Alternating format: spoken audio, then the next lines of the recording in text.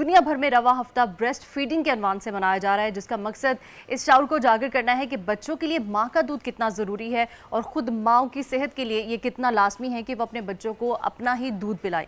लेकिन बदकिस्मती से अब दुनिया में बच्चों के लिए माँ के दूध का इस्तेमाल कम होता जा रहा है। मगरबी माशरे को तो छोड़ दें, पाकिस्तान और इस्लामी ममालिक में भी अब माएँ अपने बच्चों को अपना दूध पिलाने से हिचकिचाती हैं और तरह तरह के बहाने होते हैं। बच्चे को डिब्बे का दूध दिया जाता है, जिससे यकीनन उसकी सेहत पर मनफी असर पड़ता है। लेकिन माहिरीन कहते हैं कि जो माएँ अपने बच्चों को अपना दूध नहीं पिलाती, दरअसल वो बच्चे के साथ अपनी ज़िंदगी को भी ख़तरे में डालती हैं, क्योंकि ये कुदरती अमल में रुकावट है और उसका नतीजा भी भयानक हो सकता है। दूसरी अहम बात यह है कि बहुत से ममालिक ऐसे भी हैं जहां अब नौमौलूद बच्चों के लिए डिब्बे के दूध पर सख्त पाबंदी है, लेकिन इसके बरक्स पाकिस्तान में इश्तहारात के ज़रिए डिब्बे के दूध के वो फ़वाइद बयान किए जाते हैं कि लगता है कि इससे ज़्यादा अच्छी कोई ग़ज़ा बच्चे के लिए हो ही नहीं सकती।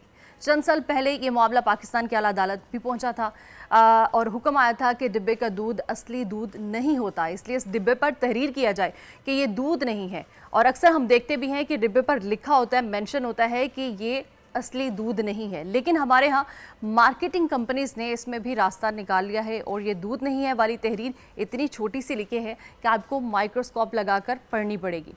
इसी बारे में हम बात करेंगे। हमारे साथ इस वक्त मौजूद हैं डॉक्टर इब्राहिम यूसुफ, जो कि चाइल्ड स्पेशलिस्ट भी हैं, MBBS डॉक्टर भी हैं। उनसे इन्फॉर्मेशन जानेंगे कि बच्चों के लिए माँ का जो दूध है वो कितना इंपॉर्टेंट है। अस्सलाम वालेकुम डॉक्टर साहब। Sir welcome to the show. Thank you very much. Sir बहुत इंपॉर्टेंट बात करने जा रहे हैं और बहुत शुक्रिया आपके वक्त का। आपके तवज्जुह से हमारे नाजरीन को काफ़ी इन्फॉर्मेशन मिलेगी कि माँ का जो दूध है वो बच्चे के लिए किस कदर इम्पोर्टेंट है।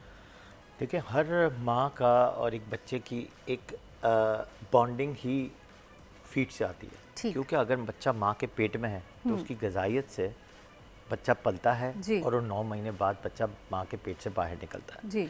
जब बच्चा माँ के पेट से बाहर निकलता है तो उसको सिर्फ फर्स्ट अट्रैक्शन सिर्फ माँ होती है। ठीक, माँ की सेंस है, माँ की हीट है, माँ की आवाज़ है और माँ का फीड है। यकीनन चाइल्ड बर्थ के बाद भी सबसे पहले माँ की बॉडी के साथ ऑफ कोर्स उसी के साथ ही। और ये रूल है कि कैंगरू टेक्निक पे ही रखा जाए, चाहे वो बच्चा टेबल पे पैदा हो, डायरेक्ट माँ के फीड पे कैंगरू टेक्निक पे रख के और फीड स्टार्ट किया जाए। ठीक होता ये है कि आजकल की जो माहौलियात हो गया है या मॉडर्न ज़माना हो गया, फैशनेबल अटायर की बात करें तो उसमें एक कॉन्सेप्ट आ जाता है कब से, एट द एज के जब बच्चा माँ के पेट के अंदर होता है, गेस्टेशनल एज में बच्चे माँ को थोड़ा सा समझाया जाता है कि यार थोड़ा सा टॉप फीड देना, थोड़ा सा टॉप फीड देना, साथ साथ तो, ये भी देते रहो, ऑफ कोर्स बच्चा भूखा ना रहे या जो भी है।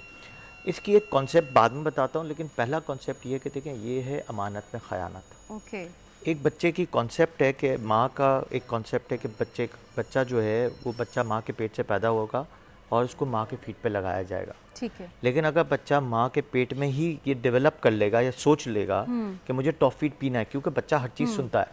ओके, और साथ में हमारा जो ब्रेन है जो जहाँ से फीड आ रहा है, क्योंकि जो दूध है वो ब्लड से एंजाइम बनता है और एंजाइम से दूध बनता है। ओके, एक अटैचमेंट है, ऑफ कोर्स एक अटैचमेंट है और ये अल्लाह ताला की तरफ से गिफ्ट है। ठीक, तो वहीं से वो सेंस करता है कि यार फीड नहीं आना या आना, वो वहीं से सेंस हो जाता है जब हमारी दिमाग में ही हमारी जो एंजाइम्स हैं, हमारी जो सोच है वो चेंज हो जाती है। सही, खुद ब खुद वो फीड सही आता नहीं है। फर्स्ट आवर्स पे लोग क्या करते हैं कि यार माँ को तकलीफ हो रही है, माँ को पेन हो रहा है, ज़्यादातर आपको पता है सिजेरियन सेक्शन ज़्यादा हो रहे हैं, नॉर्मल डिलीवरियाँ कम होती हैं। अगर 100 डिलीवरियाँ हो रही हैं तो 10 नॉर्मल हो रही है, 90 जो आजकल ये भी बहुत जी। तो एक ये प्रॉब्लम भी है। दूसरा प्रॉब्लम ये है कि जब बच्चा माँ के पेट से निकलता है तो उसकी कैपेसिटी ऑफ फीड जो है वो शायद इतनी सी होती है। ओके, अब पेट भी इतना सा है जी, आप उठा के टॉप फीड दे देते हैं जो नॉर्मली चल रहा है तो पेट खुल जाता है, तो उसकी रिक्वायरमेंट बढ़ जाती है। ज़रूरत थी सिर्फ इतनी सी जितने माँ का फीड आना है। ठीक, हुआ ये कि आपने टॉप फीड दे दी और वो बढ़ गया पेट। एक साइंस है ये पूरी। अब इस पे था कि कैंगरू टेक्निक पे रखा जाए और बच्चा दूसरों के हाथ में चल रहा है जी। तो ये एक बहुत बड़ा प्रॉब्लम है जिसकी वजह से फीड का जो रेशियो ऑफ प्रॉब्लम्स है ना वो बढ़ती गई।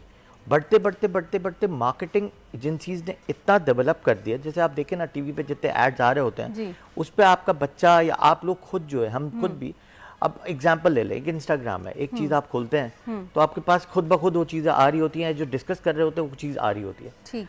जो आप चीज़ डिस्कस करते हैं वो चीज़ ऑटोमेटिकली खुलना शुरू हो जाए। सही। तो वो आपके दिमाग में आना शुरू हो जाती है कि यार ये नहीं ये होना चाहिए, ये नहीं ये होना चाहिए। अच्छा, टॉप फीड के जो मसाइल हैं, सबसे बड़ा मसाइल तो उसमें शुगर कंटेंट है। जब शुगर कंटेंट पे बच्चा जाता है तो ऑटोमेटिकली जब 6 महीने 8 महीने 10 महीने के बच्चे को आप जब खाना खिलाना शुरू करते हैं तो कॉन्सेप्ट ऑफ जो खाना है ऑटोमेटिकली ड्रॉप होके और बाहर की खाने पे चला जाता है।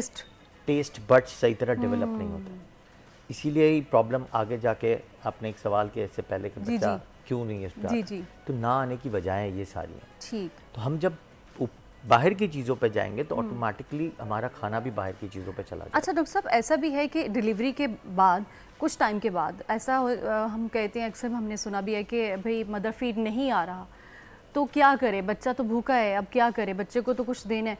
अच्छा, अगर ये पॉसिबल है कि अगर बच्चे को 1 दिन तक दूध नहीं मिलता, 2 दिन तक दूध नहीं मिलता, तो इज़ इट ओके? नहीं, देखिए आप बात बताओ, मैंने कहा ना कैंगरू टेक्निक पे ऐसा नहीं है कि दूध नहीं मिलता, ऐसा नहीं होता। ठीक है, तो क्या ये हमारा वहम है? रिक्वायरमेंट मैंने कहा ना, पहले तो ये सोच इंसान की है कि आपने उठा के फर्स्ट आवर्स में ही टॉप फीड दे दिया। ठीक। दूध तो आना ही है, अगर 30 ml भी आया है तो उसके लिए वो रिक्वायरमेंट 30 ml ही थी। ठीक। उसके लिए 60 ml नहीं थी। हमने उठा के जो है 60 ml पिला दिया इसको, या 30 ml टॉप फीड दे दिया जिसकी कंटेंट जो है वो थिक थी, उस पे आपका स्टमक का रेशियो बढ़ गया। ओके। तो उसकी भूख बढ़ गई, तो आपको तो टॉप फीड देना ही नहीं है, तो मदर फीड पे ही एनहांस भी करना है और मदर फीड पे ही रेशियो रखना है कि नहीं यार मदर फीड ही देना है आपको। ठीक। अच्छा डॉक्टर साहब, ऐसा भी होता है, मैंने अपनी फैमिली में भी एक ऐसा केस देखा है कि बच्चा खुद ही मदर फीड नहीं कर रहा, तो क्या ऐसा भी होता है? इसकी रीज़न क्या होती है? देखिए ऐसी बहुत सारी वो अलग एक रेशियोज़ हैं कि अगर चले फ्लो नहीं आया या निपल सही तरह ग्रो नहीं हुए हुए या प्रॉपर डेवलप नहीं है या फिर वो इन्वर्टेड हैं तो उसकी अलग मैनेजमेंट्स हैं, या बच्चा प्रॉपर लैच नहीं कर रहा है, या बच्चा बहुत छोटा है, प्रीमेच्योर है, या 1 किलो से छोटा है या 1.5 किलो का, इसकी सकिंग रिफ्लक्स प्रॉपर नहीं आया, या NICU केयर में है और उसमें 4-5 दिन 10 दिन रह गया बच्चा, ऑटोमेटिकली उसमें एक इश्यूज बनते हैं हमारे लिए। उसमें भी हमारा पहला रेशियो यही होता है कि पहले mother feed, then you have to try for the donor milk, या तो फिर हम चाहते हैं कि फिर अब टॉप फीड पे जाते हैं, वो लास्ट ऑप्शंस में आते हैं। ठीक है, हम फर्स्ट ऑप्शंस में कभी भी नहीं लेते हैं। ठीक है। तो और ये आपका जो सवाल है कि नहीं आता, वो नहीं आने वाला मकसद मैंने आज तक नहीं देखा कि नहीं आ रहा हो, क्योंकि जो रिसर्च कहती है वो ये कहती है कि आता ही है।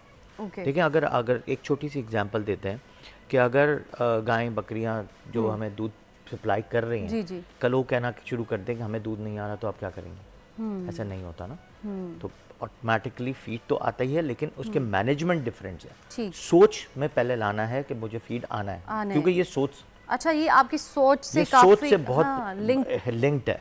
प्लस साथ में फिर मिसाजिंग फैक्टर्स हैं, कुछ ग़िज़ाइयत है। 1000 डेज ऑफ लाइफ पे हम बहुत अच्छा काम कर रहे हैं। अच्छा। कि 1000 डेज ऑफ लाइफ क्या होती है? फर्स्ट डे ऑफ प्रेगनेंसी से लेकर 2 years ऑफ लाइफ तक मदर की न्यूट्रिशन, बच्चे की न्यूट्रिशन, एंड सेकेंडली जो है बच्चे के साथ नेक्स्ट यूट्रस की न्यूट्रिशन का ख्याल रखा जाए। कि आगे बच्चा डेवलपमेंट एरर्स के साथ पैदा ना हो, प्री मेच्योर ना हो जाए, लो बर्थ वेट पैदा ना हो, उस जो बच्चा पैदा हो गया उसकी फीड का ध्यान रखा जाए। तो ग़िज़ाइयत बहुत इंपॉर्टेंट है, that is called nutrition factors of a mother, और फिर मदर से चाइल्ड। जी डॉक्टर साहब, यहाँ पर एक बहुत अहम क्वेश्चन कि जब ड्यूरिंग प्रेगनेंसी औरत के लिए कितना इम्पोर्टेंट होता है उसकी डाइट, ताकि इसका भी लिंक होता है कि उसके बाद अगर डाइट अच्छी होगी तो मदर का फीड भी अच्छा करा सकेगी। ऑफ कोर्स डाइट के बगैर तो आप और मैं भी जी नहीं सकते, तो इसमें तो बात अच्छी मतलब उसका लिंक है, उसमें लिंक बहुत बड़ा लिंक है। देखें एक माँ जब मैं एक अलग, आप एक इंसान है, तो आप एक रोटी खा रही हैं और 2 बोटियाँ खा रही हैं या एक छोटा सा बाउल ले रही हैं, वो आपकी एक ग़िज़ाइयत है। लेकिन जब एक बच्चा अंदर पल रहा है तो आपको हर चीज़ 0.5 रेशो बढ़ानी है, 50% बढ़ानी है टू इंक्रीज द वेट, और उसकी हेल्थ के लिए बहुत अच्छा है। अब देखें ना, अगर फर्ज करें एक माँ है, अगर ग़िज़ाइयत अच्छी नहीं ले रही है, जब बच्चा पैदा होता है या माँ जब डिलीवरी के टाइम पे इसका आयरन लेवल कम है, विटामिन डी कम है या न्यूट्रिशन फैक्टर्स कम है, जब बच्चा पैदा होगा तो उसकी इम्यूनिटी लैक हो जाएगी। साथ में जो है उसकी बहुत सारी प्रॉब्लम्स आ सकते हैं। विटामिन डी अगर लैक होगा तो बार बार नमोनियाज होंगे, अस्थमा होगा, एलर्जीज रहेंगी, इसको आयरन फैक्टर कम होगा तो बच्चा ग्रोथ नहीं करेगा, बच्चे की डेवलपमेंट एरर्स रहेंगी, और वो माँ उसकी ग़िज़ाइयत प्रॉपर होगी तो फीड भी आएगा, और फीड में भी सारी चीज़ें होंगी तो खुद ब खुद चीज़ें जो है बच्चे की डेवलप रहेंगी. That is the benefit of a child and mother with a mother feed. अच्छा डॉक्टर साहब, कुछ मदर्स का ये भी प्रॉब्लम होता है कि फ़ीड करवा रही हैं बट उनका मतलब कि इस कदर नहीं है वो फ़ीड करवा पाती जितनी बच्चे की ज़रूरत है, तो उसके लिए भी कोई ऐसी चीज़ें हैं या मसाज या कुछ ऐसे चीज़ें जिससे फ़ीड को बढ़ाया जा सके? बिल्कुल है, बिल्कुल है. देखिए पहले तो मैं थोड़ा सा होम रेमेडीज़ बताता हूँ कि ग़िज़ाइयत में आप 1.5% जो है ऐड करें. 1% आपका है, 5.5% बच्चे के लिए आपको ऐड करना है अपनी डाइट में. सेकेंडली कुछ होम रेमेडीज़ हैं जैसे खजूर है, गाजर है, मकई है, मिश्री है, चने हैं, मखाना है, वो सारी चीज़ें वो हैं हेल्दी डाइट्स में आते हैं. वेजिटेबल्स हैं, प्रोबायोटिक्स हैं, प्रीबायोटिक्स हैं, ये सारी चीज़ें वो होती हैं जो डाइट को इन्हांस भी करती हैं और फीड को इन्हांस करती हैं. जैसे मिश्री है, कैरेट्स हैं, उसकी तो रिसर्च में है. अच्छा. चिक्स जो ये चीज चिक्स जो होती हैं जैसे चने हैं, ये सारी चीज़ें हेल्दी डाइट्स में आती हैं. ब्लैक वाले और वाइट भी, कोई भी आप खा सकते हैं, दोनों आप खा सकते हैं. लेकिन डॉक्टर साहब ये भी तो कहा जाता है कि बच्चा पैदा हो गया तो अब मदर ये नहीं खा सकती, ये नहीं खा सकती, इससे बच्चे के पेट में दर्द हो जाएगा, इससे ये प्रॉब्लम हो जाएगी बच्चे को. बच्चे के पेट की जो मैंने बताई है उससे पेट का दर्द नहीं होता, उसकी दूसरी डाइट से. That is an allergy factors of proteins which goes sometimes it blood barrier को क्रॉस करके एंजाइम में चला जाता है, जिसकी वजह से वो पेट में दर्द होता है. डायरेक्टली कोई भी खाने का ताल्लुक किसी भी चीज़ से नहीं है. ऑफ कोर्स ब्लड से, तो ब्लड में जितनी चीज़ जाएंगी, कभी कभार जब पेट में दर्द होता है तो उसकी वजह माँ का डेयरी प्रोडक्ट है, एग प्रोडक्ट है, MSG प्रोडक्ट है, THBQ है, समटाइम्स सॉल्ट है, शुगर है, वीट है, ग्लूटेन है, ये सारी चीज़ें कभी कभार हिट कर जाती हैं इन द ब्लड. उसकी प्रोटीन्स कभी कभार माँ के दूध में जाके बच्चे के पेट में जाके वो कभी कभार गैसेस कराती है. अच्छा, कहीं ना कहीं ये होता है issue. Of course, but colic pain of course it's an unknown reason. आज तक किसी को नहीं पता कि कभी क्यों होता है. बट एक रिसर्च ये है कि दिस इज अ साइंस कि प्रोटीन्स जाके हिट करती हैं जिसमें दूध में जाके वो प्रॉब्लम करती हैं. और टॉप फीड से तो कॉलिक पेन बहुत होता है. ठीक.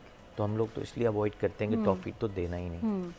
तो डॉक्टर साहब आप बता रहे थे कि कौन से घरेलू जो टोटके हैं उनसे करने से, तो खजूर है, गाजर है, मकई है, मिश्री है, चने हैं, मखाना है, ये आपके फीड को एनहांस करते हैं. प्लस साथ में breast massaging is very important. एक तो बच्चा जब आप फीड कराते हैं तो पानी का मिकदार आप बढ़ाते हैं. प्लस साथ में जब भी आप फीड कराएं तो अपने आप को प्रिपेयर फॉर इट कि मुझे फीड कराना है, बार बार बोलना है. लेकिन बार बार बोलने से एक पॉजिटिव इम्पैक्ट आता है. पॉजिटिव इम्पैक्ट से ऑटोमेटिकली एक ड्रेनेज बढ़ती है, लिम्फेटिक ड्रेनेज बढ़ना शुरू होती है. जितना आप बच्चे को सक कराते हैं, अच्छी तरह लैच करते हैं, कैंगरू टेक्निक पे रखते हैं, ये 3 काम ऐसे हैं जिससे फीड एनहांस होता ही होता है. सेकेंडली हम मसाज का तरीका बताते हैं. एक तो massage back side of the neck पे अच्छी तरह बैठ के सुकून से कोई हेल्पिंग हैंड्स लेके इनवर्ट पोजीशन, ऑनवर्ट पोजीशन पे एक तरह मसाज किया जाए. फिर अप एंड डाउन. फिर साथ में मसाज ऑफ द ब्रेस्ट बहुत इंपॉर्टेंट है. निपल्स के मसाज बहुत इंपॉर्टेंट है, क्योंकि जब तक आप उसको प्रेस करके नहीं दबाएंगे तो लिम्फेटिक जो ड्रेनेज है वो कभी कभार ब्लॉक्ड हो जाती है. तो वो ब्लॉक्ड होने की वजह से वहाँ पे, जैसे आप शावर में नहाते हैं, शावर में छोटी नालियाँ होती हैं, वो क्या इसमें कंकर आ जाता है. इसी तरह जो दूध के जो पार्टिकल्स हैं वो कभी कभार थिक होके बंद हो जाते हैं. दूध बंद नहीं होता, दूध अंदर इतना ही रहता है 2 इयर्स तक, लेकिन वो रिवर्स बैक हो जाता है. और सूखना शुरू हो जाता है. तो ऑटोमेटिकली वो रिवर्स हो जाता है. तो आपको क्या करना है, वो सूख जाता है. तो जब नालियाँ सूखेंगी तो पीछे से तो ड्रेनेज रहेगी. इससे आपका जो सबसे बड़ा जो ड्रॉबैक है वो औरतों को कभी कभार आगे जाके कैंसर का सोच आता है, जो ब्रेस्ट कैंसर हो रहा होता है. इसीलिए कहा जाता है कि बहुत ज़्यादा फ्रीक्वेंट में मसाज करके फ्लो को बढ़ाया जाए, बाहर निकाला जाए. ठीक है. It's very important. तो मसाज बहुत इंपॉर्टेंट है. ठीक है. खाना इज वेरी इंपॉर्टेंट. डाइट सोच is very important. Stress releasing रहना बहुत ज़रूरी है. सोना बहुत ज़रूरी है कि नींद प्रॉपर आ जाए. तो ये बहुत इंपॉर्टेंट चीज़ें हैं जो माँ के उसमें डेवलप करती हैं, तो ऑटोमेटिकली फीड जो है वो अच्छा ही आता है. तो डॉक्टर साहब, जितना इम्पोर्टेंट बच्चे को फीड करवाना है, बच्चे के लिए ये ज़रूरी है, माँ के लिए भी उतना ही ज़रूरी है. उससे उसकी सेहत पर भी असर पड़ता है, अच्छा रहता है ये. बिल्कुल. आप ये सोचें ना कि अगर माँ जितना अच्छा फीड कराती है तो माँ के आप देखें कि वेटेज बढ़ता है. जितना अच्छा फीड कराएगी तो इतना ही वेट ऑटोमेटिकली नीचे आ जाएगा. प्लस साथ में कि जो उनके जो मेंस्ट्रुअल क्रैम्प्स पड़ रहे होते हैं वो बहुत कम हो जाते हैं, ब्लीडिंग फैक्टर्स बेहतर हो जाती हैं। इससे भी इसका जी बिल्कुल, आगे जाके जितना अच्छा दूध माँ पिलाती है तो इतना ही ब्रेस्ट कैंसर के जो है प्रोटेक्शन सबसे बड़ी है। और माँ स्ट्रेस फ्री रहती है। सबसे बड़ी बात तो आजकल की औरतों को सबसे बड़ा जो है फिगर कॉन्शियस होती है। मैं आपको गारंटी देता हूँ जो माँ अच्छी तरह फीड कराती है खुद ब खुद, अगर उसको हार्मोनल प्रॉब्लम्स नहीं है और अगर ब्रेस्ट ये अपना गायनी के इश्यूज से इसकी मोटापा है तो खुद ब खुद इसका वेट जो है नीचे आ जाता है। डॉक्टर साहब ये एक ऐसा टॉपिक है, इस पर जितनी भी बात की जाए कम है, लेकिन हमारे पास टाइम बहुत कम है। डॉक्टर साहब आपका बहुत शुक्रिया, आपने बहुत अच्छी इन्फॉर्मेशन दी उन माओ के लिए जो बच्चों को या तो डिलीवर करने वाली हैं या तो प्रेग्नेंट है, उनके लिए बहुत अच्छी इन्फॉर्मेशन है। सब्सक्राइब करें और बेल दबाएं ताकि कोई खबर रह न जाए।